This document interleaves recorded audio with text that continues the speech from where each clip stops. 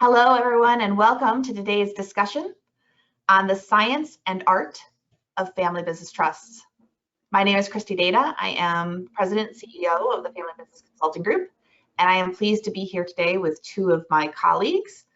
Let's say hello to Greg Greenleaf. Good morning, good afternoon. And Amy Wirtz. Hello, everybody. And we'll be talking about this important topic today. Before we get into it, we want to do just a little bit of housekeeping to make sure that everybody is comfortable with how to use our interface today and participate in today's program. You can open and close your audio panel with the little orange arrow on your screen. You will have an opportunity to use your mic and speakers if that's most comfortable to you. If you have any audio issues, sometimes switching to telephone is really helpful, and you can make that choice. It'll give you the instructions on how to dial in. You can also submit your questions and comments to the questions panel at any time during the conversation. We do have some time allocated at the end of today to talk about what you want to talk about on this topic. So as we go along, please drop those into the questions. For those that we don't get a chance to get to today in the conversation, there's also an opportunity to request that we follow up with you, and we'd be happy to do that as well. We will be recording today's presentation. The recording will be provided to you by email to where you registered for this program within 48 hours. Additional resources will also be sent to you in a separate email. So expect 2 emails with us in the next couple of days with that recording. If you have not received those in the next couple of days, feel free to reach back out to us, and we'll be happy to forward things along so that you have them. We also wanted to share a couple of areas of focus today. We value confidentiality, so we talk about issues and concerns and opportunities for families. Any of the cases and anecdotes and examples that we share are either we've been given permission to share them publicly, or they're hypotheticals or composites of the family experiences that we have in our work. We do protect confidentiality. If you submit a question during the program, we will announce that question anonymously. We will not be identifying you by name. And we also want to note that this is an educational dialogue. So each family and enterprise is unique. Some of the approaches we discuss may be more appropriate than others, depending on your family's needs and situation. We encourage you to consult your own advisors. And in particular, today's topic talks about trusts, which are a legal structure. We are not attorneys. We're not practicing attorneys. This program is not designed to provide legal advice. So as pertains to your own planning, we encourage you to consult your own legal representatives for questions and how to apply anything that we may talk about today that sounds interesting to you. So the first thing that we would like to do is get to know a little bit about all of you. So we have some polls that will pop up on the screen. Why don't we get started with the first one? The first question that we have for you is, where are you in the process of considering a trust for the ownership of your business assets? Today's topic is around placing ownership of business assets in trusts. Some of you may be considering it. Some of you may have one in place. I think we'll talk about things that apply to all of those situations today. But take a moment and select which of these options is most applicable to you. They just click on one, Christy? Yep, they just click on the option on their screen. And we are collecting those responses. We'll give everyone another several seconds to respond. And then we'll see where we are.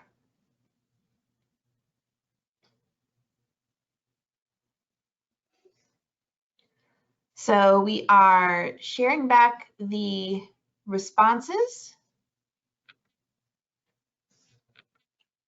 Looks like most people have a trust structure in place already, and a lot of others are considering it. Yeah. Perfect. Some of the things we talked about today will be things in thinking about structure in advance, and some will certainly be about how to best engage in the structure when it's in place.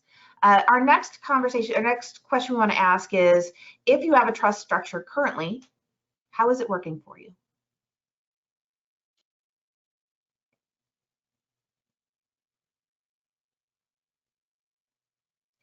this conversation that we're having today is in part because we've seen a lot of challenges and questions that families go through as they consider these kinds of structures. So we'd love to hear a little bit more about your experience with a trust structure.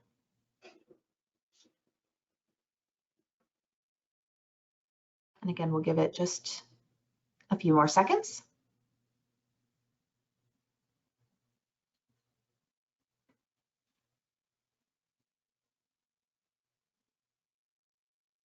So this result really doesn't surprise me. The majority of the beneficiaries that I interface with really aren't sure whether the trust is working well or not, because they're just learning about it and they're trying to figure out what it is and how it works. So these results don't surprise me at all. How about you, Greg? No, I would agree with you, Amy. In fact, for a lot of people, it's mixed. There's almost 20% that it's mixed. It's good to see that for 40% that it's working well. Mm-hmm. And this seems pretty consistent with my experience with working with enterprising families. Yeah. Great. We have one more question to ask, which is, if you have a trust structure currently, how well do you understand it? And this is really speaking from your personal experience.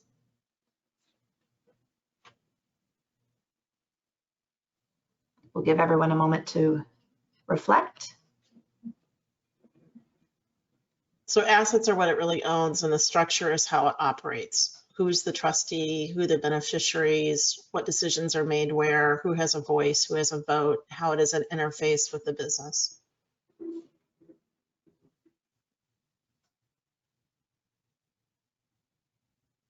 All right, we'll start to wrap that up and share our responses. Okay. So what I see here is about half of people feel like they have a good understanding, a little less than half, and others are on some scale of opportunities to continue to learn. How does that strike you guys? I think it's pretty optimistic. I mean, my work with families is that we do a lot of teaching and just empowerment of the people that are involved in the trust to learn what it owns and how it operates and what their roles are. So this comes out even better than I would anticipate. How about you, Greg? Well, it'd be interesting if we broke it out by generation, because I find the generation that created the trust probably has a stronger understanding of it. But as you go down through the generations, they have often very little understanding of it and maybe very little exposure to it because they didn't create it. Right. That's true. Perfect. We're gonna, because of the topic, we're gonna take just a couple moments to go through some vocabulary, make sure that we have a shared understanding of what we're talking about today. And I'm gonna put that up on the screen. All right, and because today's conversation is about ownership trust, really putting the assets of the business into trust, we wanted to make sure we've got some common language. So these are non-legal definitions, and depending on your experience, you know, there's a lot more that we could write paragraphs on each of these things. But in basic, a trust sets forth the duties, rules, and obligations of the trustee, as well as beneficiaries' rights and obligations. It divides ownership into a legal owner and a beneficial owner. And that division is something that will come up in our conversation today. The grantor is generally the person who establishes the trust. In some cases, someone who transfers assets into the trust is a grantor for income tax purposes. The trustee is the person or persons responsible for managing assets, making distributions according to the terms of the trust, and handling management and administration. The trustee has fiduciary duties on behalf of the beneficiaries. So it's a specific role that they need to play. A beneficiary is a person receiving the benefit of trust assets. Often there is more than one beneficiary, and there may be future beneficiaries that are not yet born. So again, things to think about in our structures. We'll talk a little bit about the role of the trustee and selecting trustees, and there's a potential for a trustee succession and replacement clause in the trust, which sets forth how and when a beneficiary can remove a trustee and how a trustee is replaced after resignation, the role of the trustee being very important. This is an important thing to think about. And then there are two large buckets of trust structures that we're talking about here. One is a revocable trust, which can be canceled or changed by the grantor during their lifetime, generally created to avoid probate court. An irrevocable trust is usually created to relieve the owner of ownership for tax and legal purposes. Many families create these to avoid inheritance taxes. And if that's the primary reason, the grantor must give up control of the assets, and this cannot be terminated during the grantor's lifetime.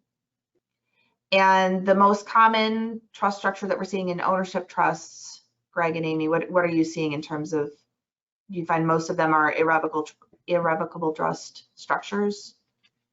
I see both in the same family. So I see assets that are put into revocable trusts, and then I see assets that are put into irrevocable trusts. And from a business ownership standpoint, I see non-voting shares put into irrevocable trusts on a very regular basis, and voting shares put into a revocable trust because the person donating it still keeps control over the vote.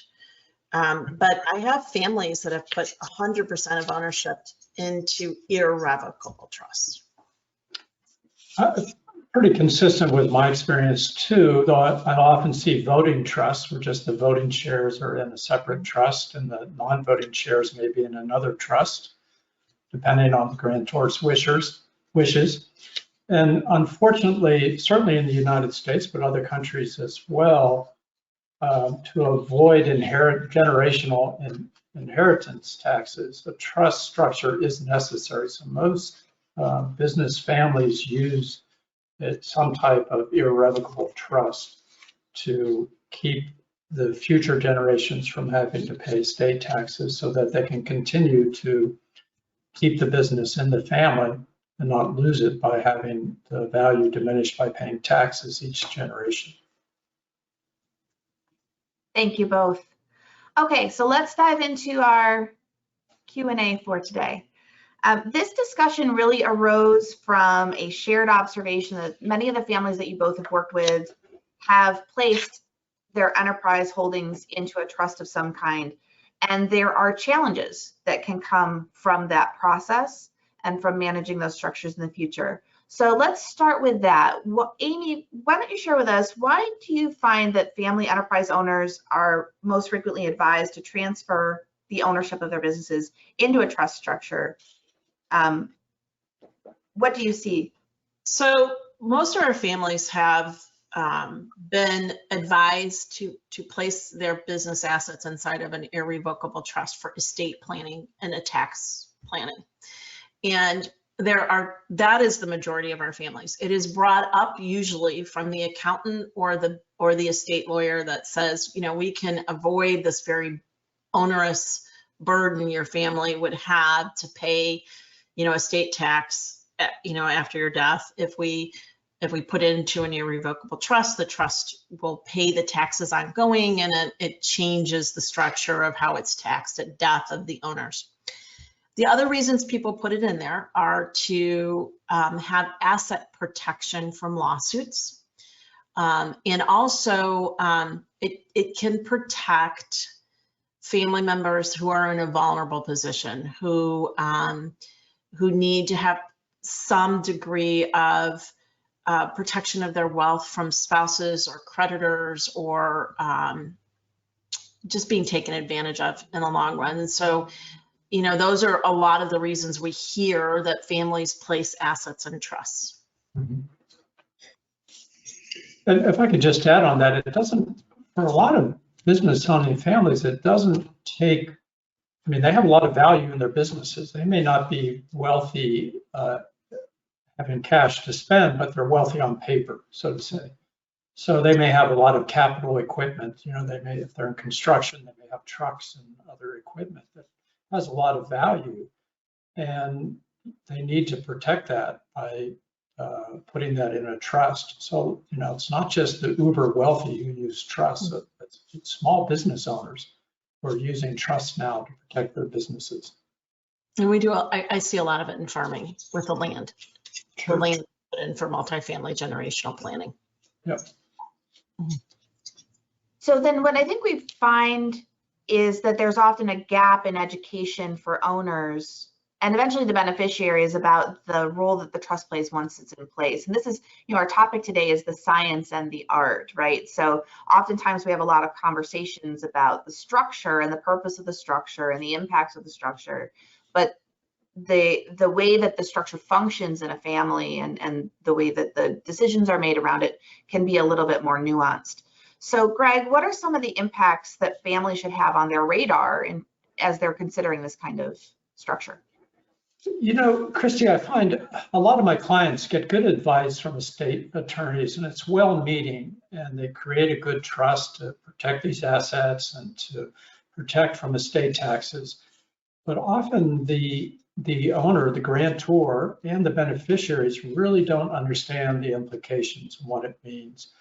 And one of the areas is if you're the grantor and you give those assets to a trust, you no longer own them.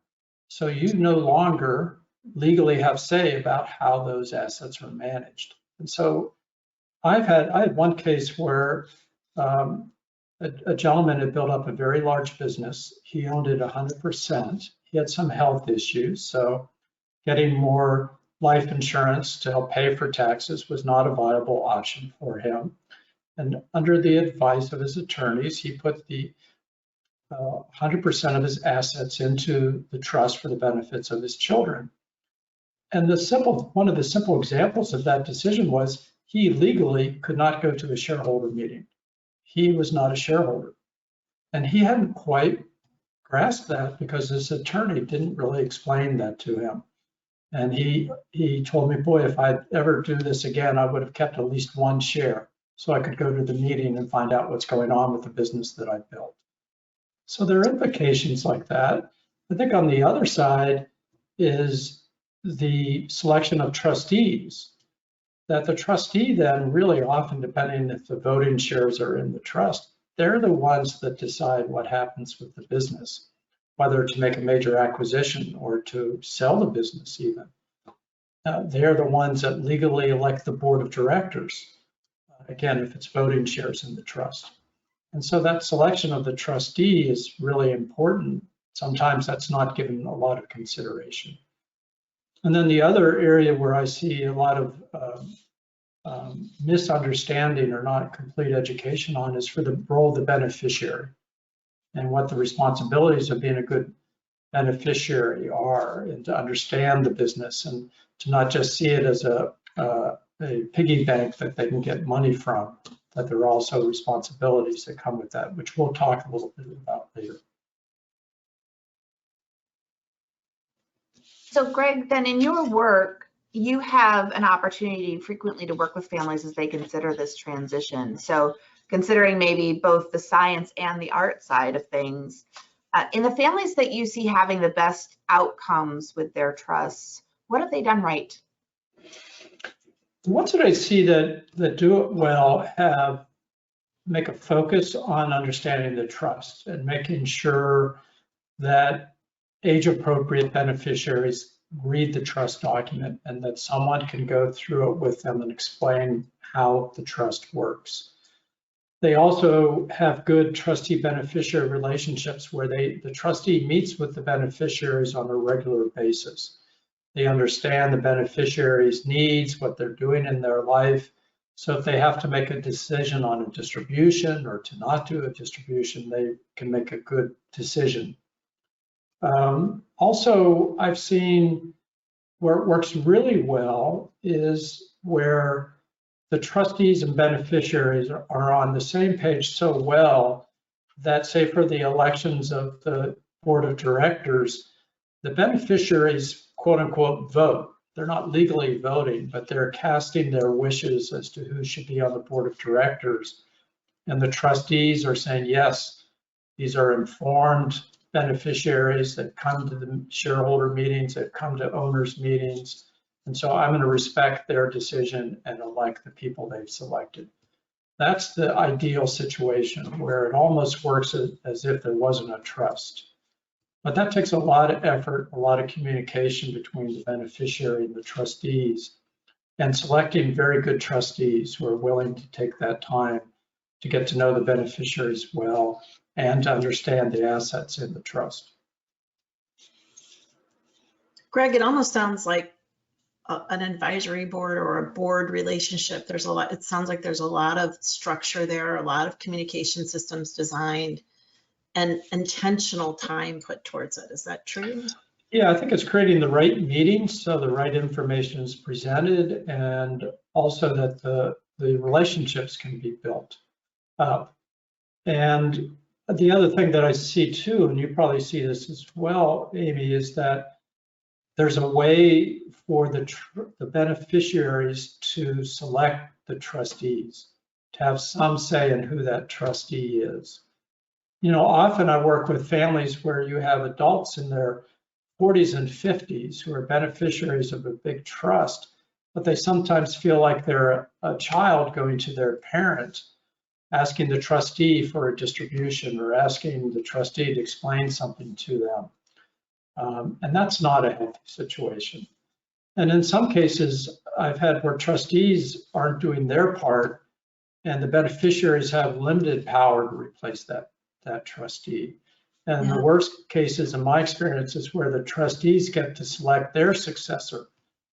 And they've chosen their neighbor or their best friend or someone who has no connection to the family. And then all of a sudden the beneficiaries have a new trustee that they don't know at all, and the trustee doesn't know them. And it interfaces with the most important asset they own. Yes. Right? And so it's leading an asset that is both emotionally, historically, and financially a pivot to this family. And so that when you talk about the relationship between a trustee and beneficiary, you know, when it's a family business trust, it is so much more dynamic. And having that solid foundation between the trustee and the beneficiaries is crucial to the success of the original intent of the grantor. And I'm sure there will be some people out there who will disagree with a bias that I have, but if you have an operating company in a trust, I would be very hesitant to have an institution be the trustee, a bank. So I would say, or a lawyer.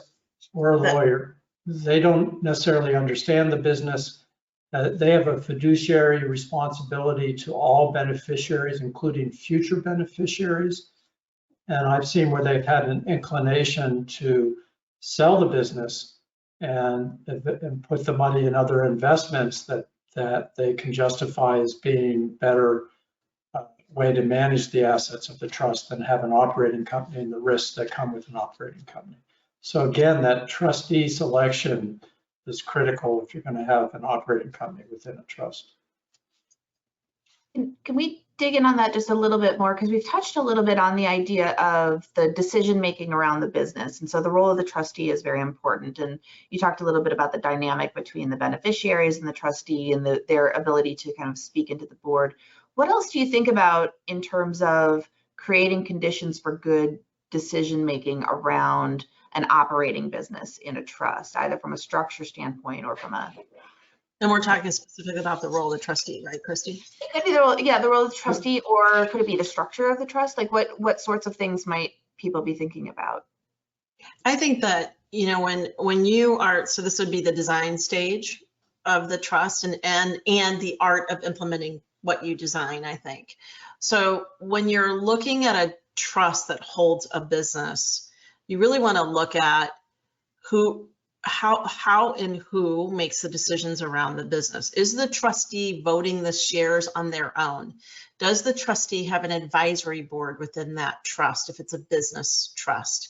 What's the interface between the trustee and the board of directors, board of advisors, and the leadership of the company, right?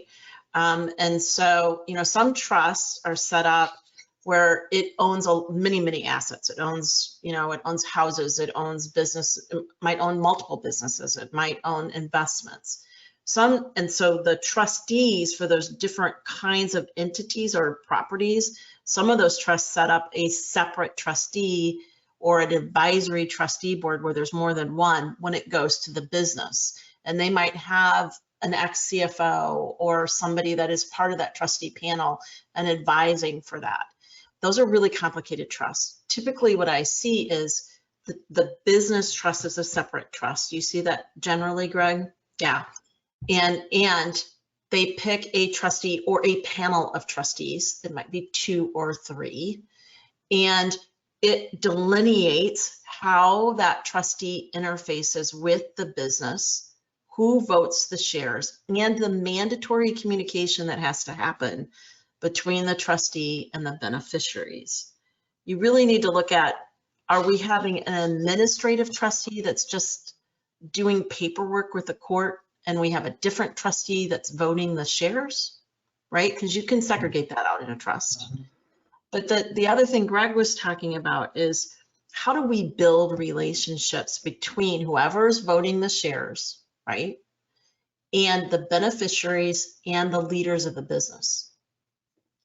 So what I've seen on multiple occasions is when the trustee is also the CEO of the business, right, and that person owns shares plus it votes shares, the beneficiary looks, if the beneficiary relationships are not well preserved and enhanced on a continuing basis, it looks like a power grab, that trustee is voting those shares to secure his or her position as the leader of the company. Mm-hmm. It becomes very oppositional. When you have more than one trustee, or there is the kind of governance that Greg was describing, where the trustee builds time in for very intentional, informational, and educational programs, and time to make decisions so that the beneficiaries have a voice, even if they don't have a vote, you'll have a successful trust. And you can design that as you create your trust, or if you're in a trust. I have known families where they have inherited the role of a trustee. And when they inherited it, they said, we are not doing it the way that person did it. We're not. Right. We're not being divisive. We want to lead by education. We want to lead so people feel like they have teeth in the decisions that are being made. And they change how they are a trustee. They hold regular meetings. They establish the systems that can be done. Even if the document doesn't really set it forth, your behavior as a trustee can lean into a form of governance so that you build the relationships needed for that trust to continue for generations, right? Christy, one of the things that I see even on the structure side is asking, do you want to keep voting shares outside of the trust, or do you put them in the trust? And sometimes that depends on when the grantor is making the gift. Does the company have 2 different classes of shares or not? Many families do find that advantageous because you can get a greater discount for lack of marketability and lack of control if you have non-voting shares, and there you can move more of the wealth to a trust. Sometimes it doesn't make sense, or you're not able to do it, so there are voting shares in the trust. Those are separate things. You may have, when you have voting shares outside of the trust and the shareholders then are voting the shares directly, that's a different way of governance than when you have it inside the trust. And when you have non-voting shares in the trust, though, that trustee still has some significant power where the wealth that's in that trust, and that's often where the greatest wealth is, how that money is distributed and when. So even in those cases, that good beneficiary, good trustee relationship is essential. And I can't emphasize enough the responsibilities of a beneficiary to be informed. In the situations where I see it's not healthy is the beneficiary doesn't come to meetings, or the family hasn't set up meetings for the beneficiary to come to learn about the business and be engaged about what's going on. And then you get into that scenario that we all fear of, kind of a trust fund baby, where they just see it as a place to get money and they're not really taking any responsibility to be engaged and informed. Thank you. I think we've hit on some really important considerations, and I'm glad we're expanding the view beyond the structure to all of these interplays and how do you manage them well. Amy, I want to dive a little bit more because I think you both touched on the role of the trustee, but you were talking about specific, the power of the trustee and shifting the dynamic. One of the things that we think about, it seems like in the optimal state, the trustee is doing a lot more than just managing the assets. And we're talking about communication and education of beneficiaries. What else is on the docket for the trustee? What other roles do you see them playing that would inform how families should think about what persons serve as the trustee?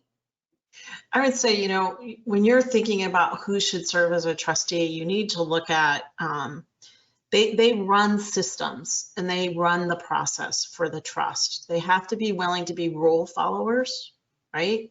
They have to be good communicators, and they have to understand that their view of this asset is more than this generation typically.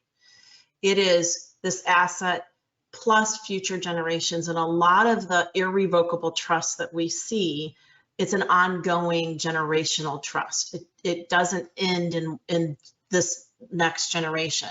So a lot of these are in the States, there's something that's called a generation skipping trust.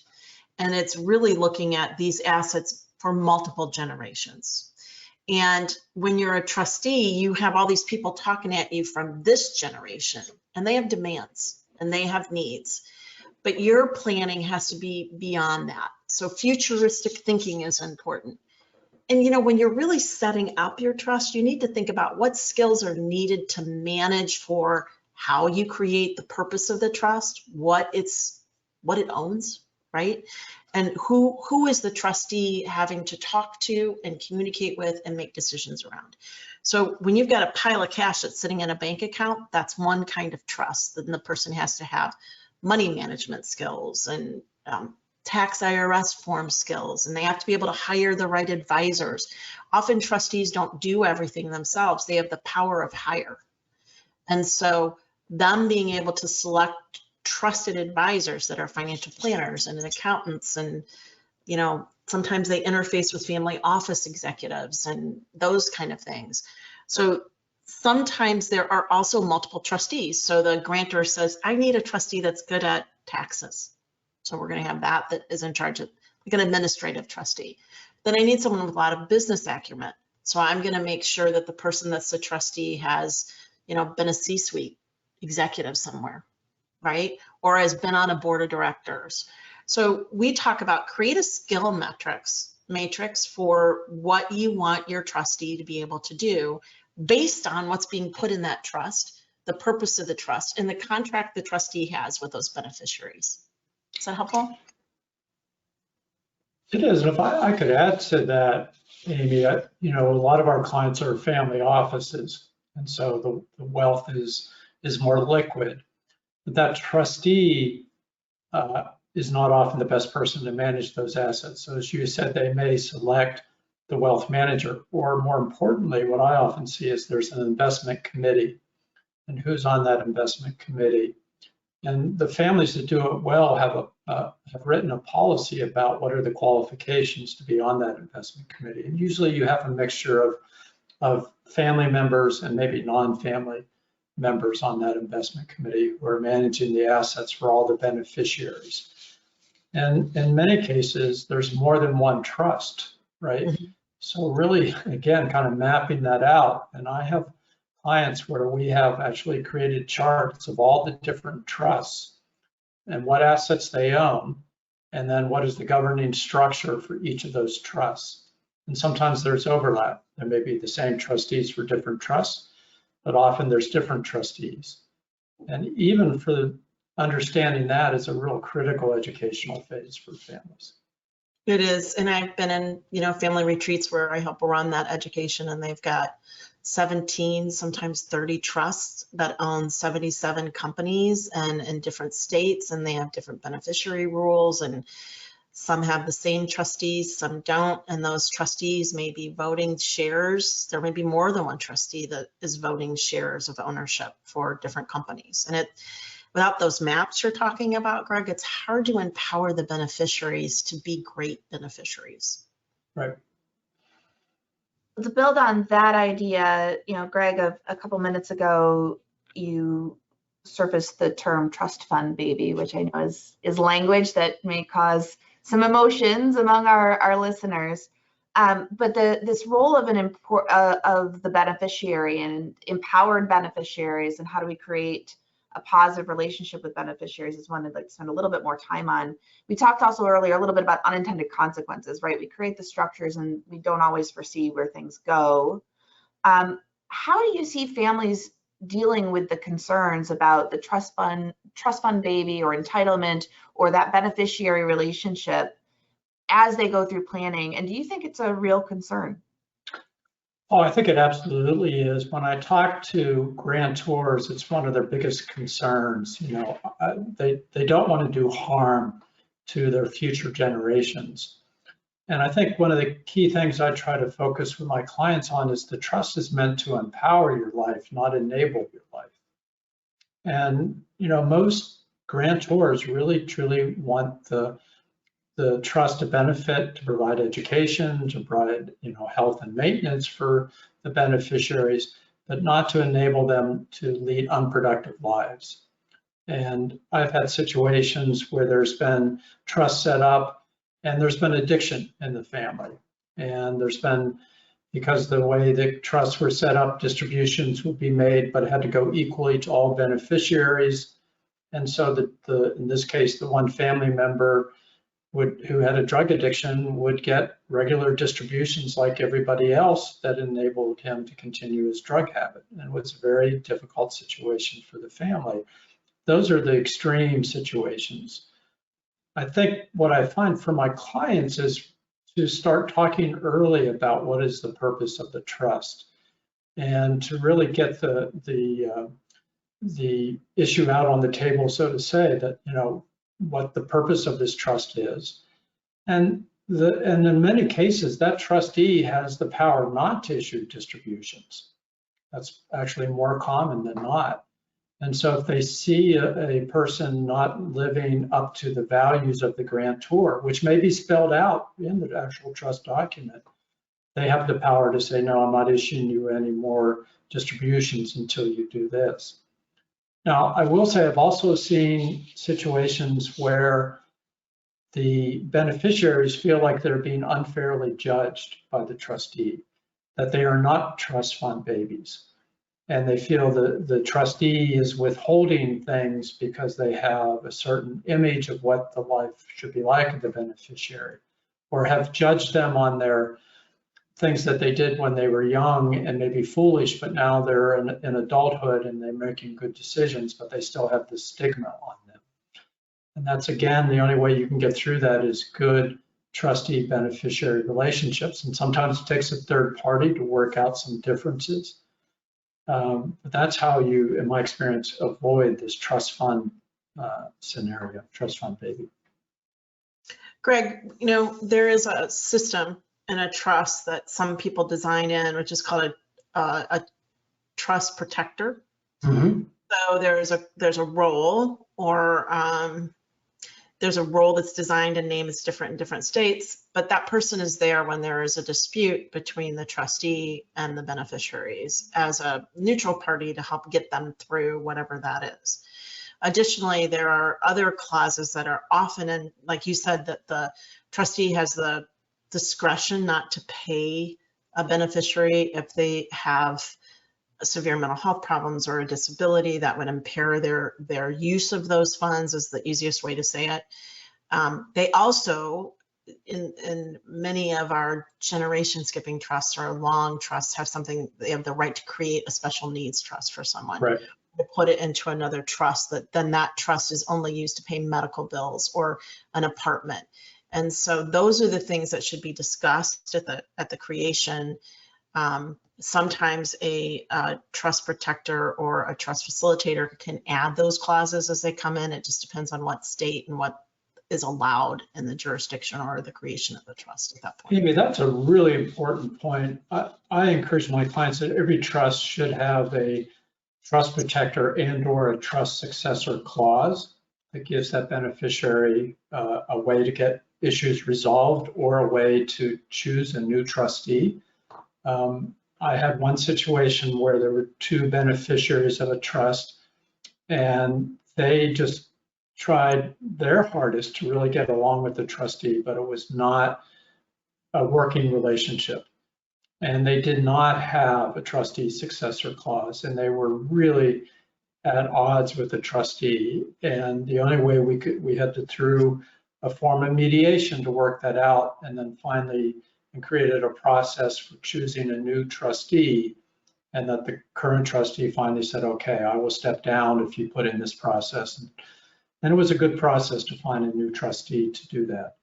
And once that new trustee came in and they could start over again and build a good relationship, then the trust worked as it was intended. But before that, it was a very tough situation for the beneficiaries. And they were well intended, but it was just a very poor working relationship.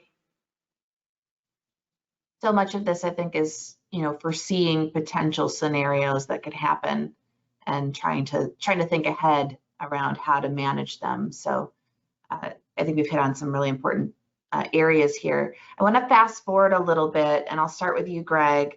So let's imagine that the family has a trust in place. Perhaps it's been in place for a number of years, and there are beneficiaries who may or may not understand the trust and their role within it. What do you see families struggling with at this stage, once it's established, once it's been in place for a while, in terms of how the family interacts with the trust and the trustee, and how do you see families creating engagement in this structure? I think one of the primary ways is ongoing education, because even in some well-established trusts, you have a rising generation coming of age, right?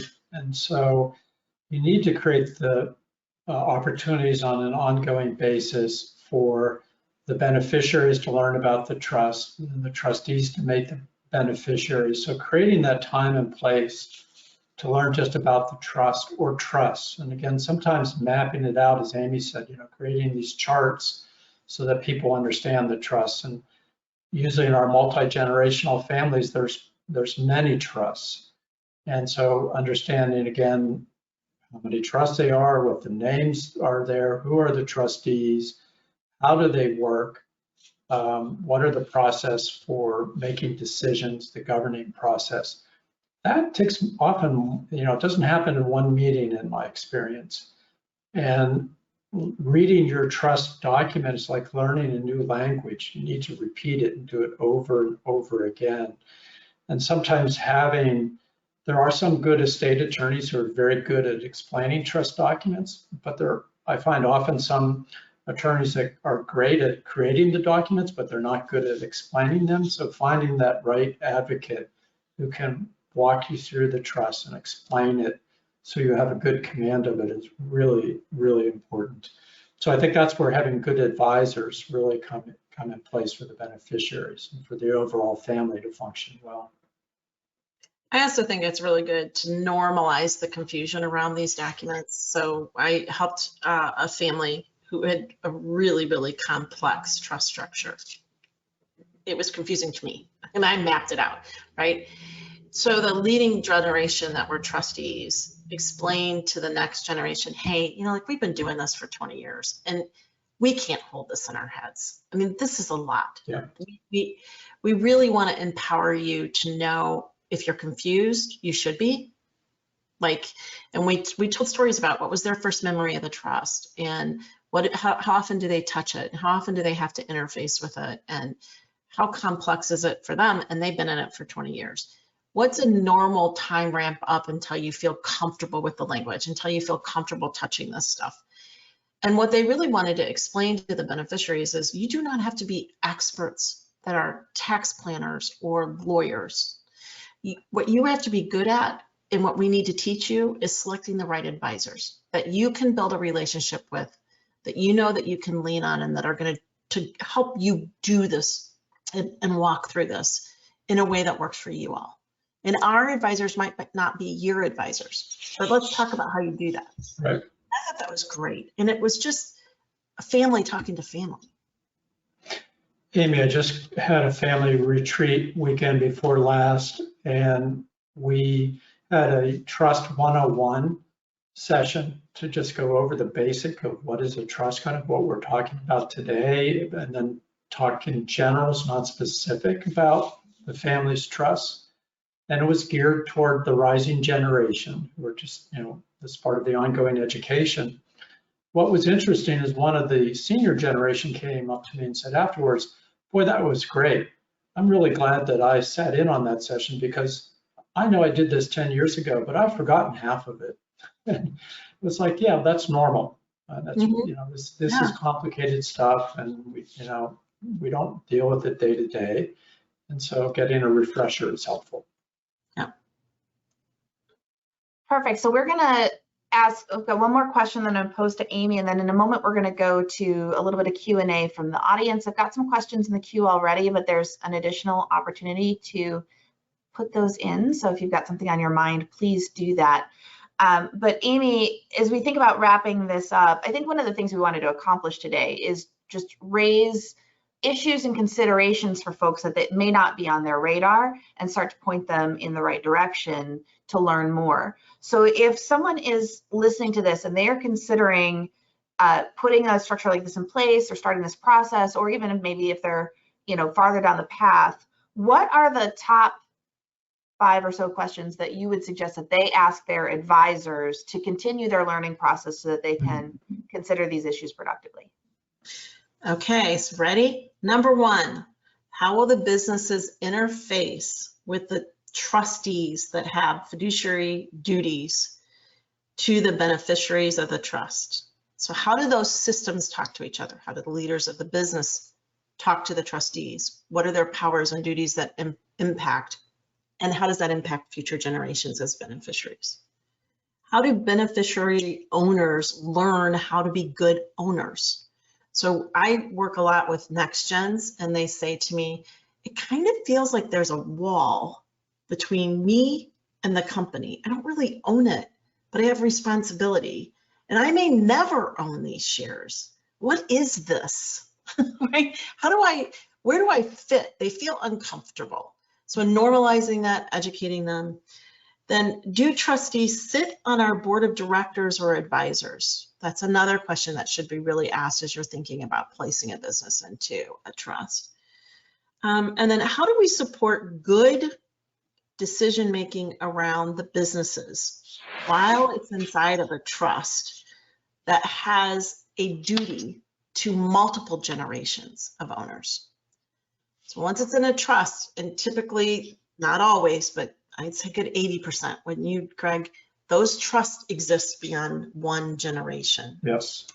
And so then that complicates the fiduciary, that's that legal term, fiduciary duty. Those are the legal obligations a trustee has to the beneficiaries. How do we do that? And then the next question and last is how to handle, and can there be liquidity interests met for future generations if this business is placed in a trust? So one of the things that's hard, even when businesses aren't in a trust, is to manage the expectations of the larger shareholder group. As shareholder groups get bigger and bigger, those people have different interests and needs, and some may want to leave before others. So how do we manage that? And when you put it inside of a trust, it's an extra layer of complication. So asking that question, how can a trust manage those interests, is a really good thing to ask. Amy, you're reminding me of one of my next gen clients he has a great way of pulling things together. And he said, being a beneficiary of a trust is like owning a house on the moon. You don't know what's in it and you can't go see it. And I think that kind of encapsulated how he was feeling about his family's trust, that he didn't know what all was in it, and he wasn't sure he was ever going to get to use it. And so we took that as an opportunity to try to help him understand what his house looks like and how he might be able to actually use it. And that's one of the great challenges. Yeah. I think that's a great way of capturing the experience and sort of being sensitized to the experience of people who are in this beneficiary role. Might help us think more about how to help create the best experience for everybody involved. We're going to go to questions in just a moment real quickly, I'm going to share with you, if you are looking for additional resources, our website is here on the screen at thefbcg.com.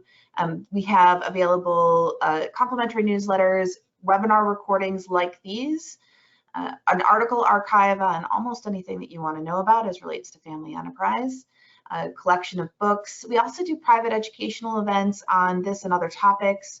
So those information on all of those is available there. And also after the session with your recording, you'll receive information on how to contact Greg and Amy. So if you're interested in learning more about this topic from them, that will also be an opportunity for you.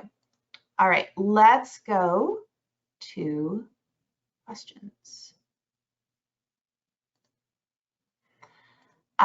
So I've got a few questions that relate to people wearing multiple hats. Can a grantor be a trustee? Can a grantor be a beneficiary? And before we go too far into this, I want to note that all of us are US based. So some of the experiences with which that we've been talking throughout this program and continue to talk are colored by our experiences with US based families. We also do work with international families. Laws and all those things may vary where you are. But I'm curious about what you guys have seen in terms of people playing dual roles, people managing dual roles as relates to their trusts. So it's a yes and no. It depends on which kind of trust you make, right? So a revocable trust, you can be a trustee and you can be a beneficiary for your life, and then it becomes irrevocable when you die. It locks in, right? And of course, if you're dead, you're not the trustee or the beneficiary. The irrevocable trust, it depends on what kind of trust it is. Typically, there are states that allow you to be a co-trustee. But once you put something in an irrevocable trust, if the purpose is tax planning, you can have no control over those assets in order to gather all of the tax benefits of an irrevocable trust. So most of them don't have beneficiary status in it, though I know I've seen one or two in some states where they get some sort of a benefit from it, limited. But again, they have no control over the distribution of those funds. So they're giving up, locus of control is the legal term. Right. And that's critical for the tax planning in the United States. Greg, what have you seen? That's what I've seen. I have seen some families try to skirt that, where a grantor has created a trust maybe for their spouse, and the purpose of it is for health and maintenance. And they, as the grantor, can't directly benefit, but if they're living in the house that their spouse is using, that the trust owns, they are getting indirect benefit. I'm not sure that's advisable, but I do see that fairly often. But generally, if you're the grantor and you're giving something away for estate tax purposes, as you described, you cannot be the trustee of that. You can't influence it, and you can't be the beneficiary of it. And that's why it's critical to really think about how you're governing things and what your intentions are, and are you ready to make that gift? Another question is around trustee compensation. How do you see trustees being compensated? 100,000 different ways. So like families, trusts are individual to the creators and to the state and to the rules and laws of that state. We always say at Family Business Consulting Group, if you've seen one family, you've only seen one family, because families are really different. If you've seen one trust, you've only seen one trust. So where they're created, what the purpose is, what laws govern them is really important. Compensation is typically governed by state law and the terms of the trust. What I see the most of is family trustees, family members being trustees of trust estates, and they're not paid because they feel like they can't ask to be paid. Personally, I wouldn't want that job without some sort of compensation, because I think it's a big job. And if you don't compensate for it, it diminishes the role and the importance of it. And, you know, Christy, I see the same that Amy sees, and I have some clients where the trustee or trustee's jobs are big jobs. They are not just something that they do once a quarter or once a year. They are actively having to manage and make decisions and work with other advisors. And so reasonable compensation is justified. And many of my clients actually understand that and have even a committee to help us work under state guidelines. What is reasonable compensation for their trustees? Because they know it's a job, not just, in their cases, it's not just a once a year activity. Thank you.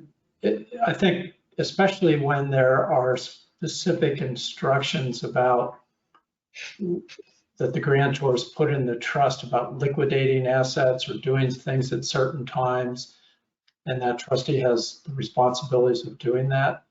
And again, it doesn't happen overnight, that compensation is warranted.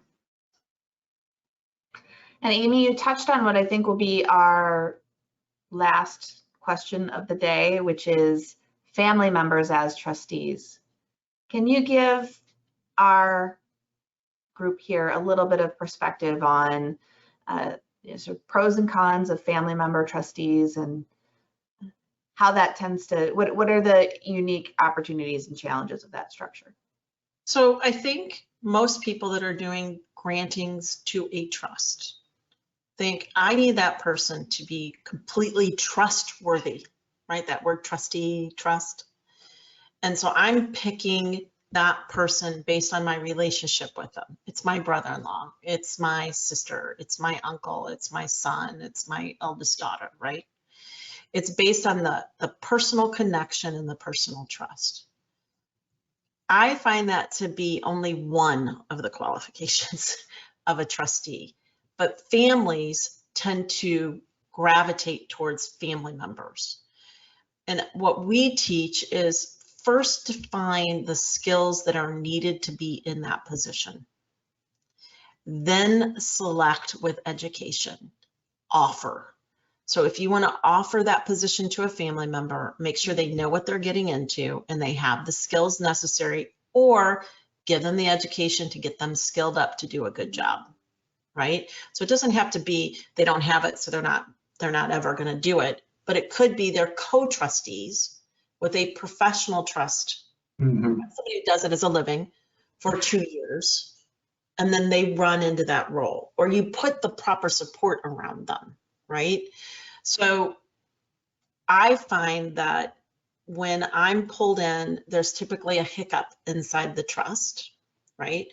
And one of the biggest hiccups is we've placed a family member in that role that A, never really wanted it and feels incapable of pulling it through whatever it's doing, or B, they've taken the position and run with it a little like a cowboy. And they don't understand the dynamics of the art of being a trustee versus the science or the legalities of being a trustee. They don't get the personal relationship side of it. They get the powers. They may even understand the duties, but they don't understand the human side of it. And that's where they usually fall down. So again, we teach first, think about what skills a trustee needs, place for that, or give support to the person you want to put in, and then teach them how to be a good trustee, as well as teach your beneficiaries how to be good beneficiaries. Thank you. You're welcome. All right, well, we have had a lot of material covered in the last hour together. I want to thank both Greg and Amy for your expertise in your roles as working with families and bringing all that experience to this conversation today. Thank you both for here and sharing. It was fun. I wish we had more time.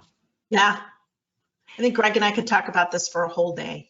We'll stick around after everybody else goes to lunch and we'll continue the conversation.